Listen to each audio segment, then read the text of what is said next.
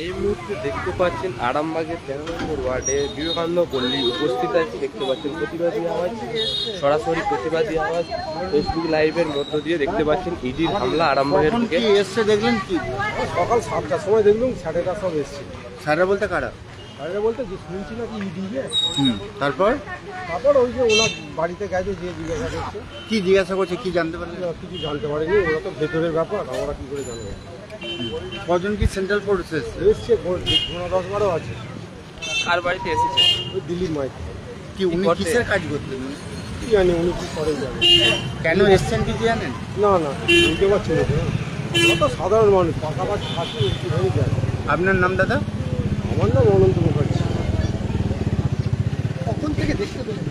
আপনারা দেখতে পাচ্ছেন ইডি রেড করেছে। দেখতে পাচ্ছেন এই মুহূর্তে দিলীপ মাইতির বাড়িতে আরামবাগের 13 নম্বর ওয়ার্ডে বিবেকানন্দ পল্লী এলাকায় দেখতে পাচ্ছেন সেন্ট্রাল ফোর্স এসে উপস্থিত হয়েছেন। দেখতে পাচ্ছেন তার বাড়ির সামনে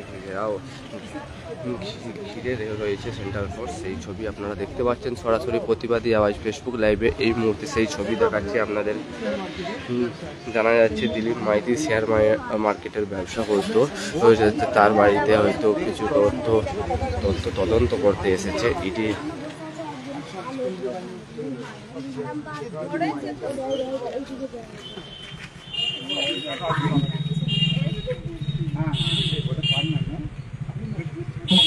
আমরা আছি আরামবাগের বিবেকানন্দ আর এখানে এই বাড়ি দিলীপ মাইতি। আরামবাগ রিসর্ট এবং কর্ণধার জিয়াজুর রহমান, তিনি বর্তমানে কটকের জেলে আছেন। তারই এলএফএস ব্লকিং যিনি চালাতেন দিলীপ মাঝি ওরফে দিলীপ মাইতি, তার বাড়ি এইখানে। আমরা দেখতে পাচ্ছি এখানে কেন্দ্রীয় বাহিনী তার বাড়ি ঘিরে রেখেছেন এবং ভেতরে ঢুকেছেন ইডির আধিকারিকরা। শোনা যাচ্ছে গতকাল রাত থেকে এই তল্লাশি অভিযান চলছে। দেখতে পাচ্ছেন কেন্দ্র বাহিনী কিন্তু বাইরে দাঁড়িয়ে আছে, বাড়ি ঘেরাও করে, কিন্তু ইডির আধিকারিকেরা কিন্তু বাড়ির ভিতরে ঢুকেছে। সেই ছবি আপনারা সরাসরি দেখতে পাচ্ছেন দিলীপ মাইতির বাড়ি 13 নম্বর ওয়ার্ডে। বহু মানুষ তার কষ্টার্জিত অর্থ লগ্নি করেছিলেন যাতে তারা একটু বেশি পয়সা পায় তার জন্য, কিন্তু এখান থেকে কোনো রকম কোনো কিছু ফেরত না পেয়ে বহু মানুষ আত্মহত্যা করেছে, সেটাও আমরা দেখি।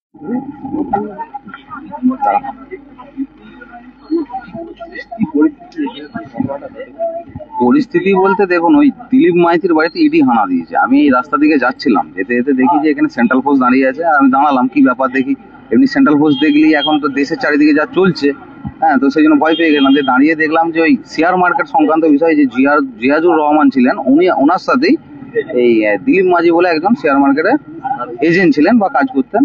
তো সেই জায়গাতেই দেখলাম যে ওনার বাড়িতে রেড হচ্ছে। কাল রাতে আরামবাগ রিসোর্টেও রেড হয়েছিল নাকি, বা ওটা সিজও করেছে এরকম শুনতে পাচ্ছি, এখনো জানি না সত্যতা কি।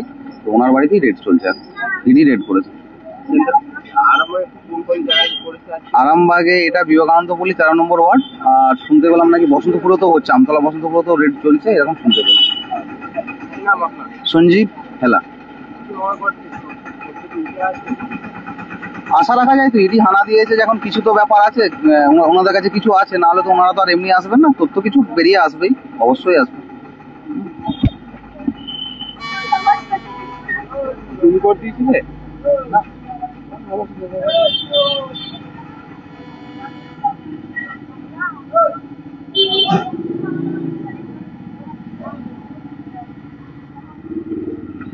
দেখতে পাচ্ছেন অসংখ্য মানুষ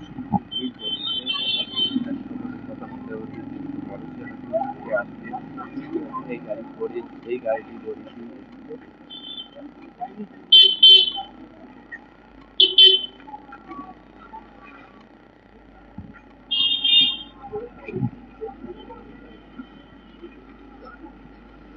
সেন্ট্রাল ফোর্স এসেছে। দেখতে পাচ্ছেন বাড়ি ঘেরাও করে রয়েছে, বাড়ি ঘেরাও করে দাঁড়িয়ে রয়েছে এবং ইডির আধিকারিকেরা কিন্তু বাড়ির ভিতরে তার তল্লাশি চালাচ্ছে। দেখতে পাচ্ছেন সেই চিত্র আপনারা সরাসরি প্রতিবাদী আওয়াজ ফেসবুক লাইভের মধ্য দিয়ে দেখতে পাচ্ছেন।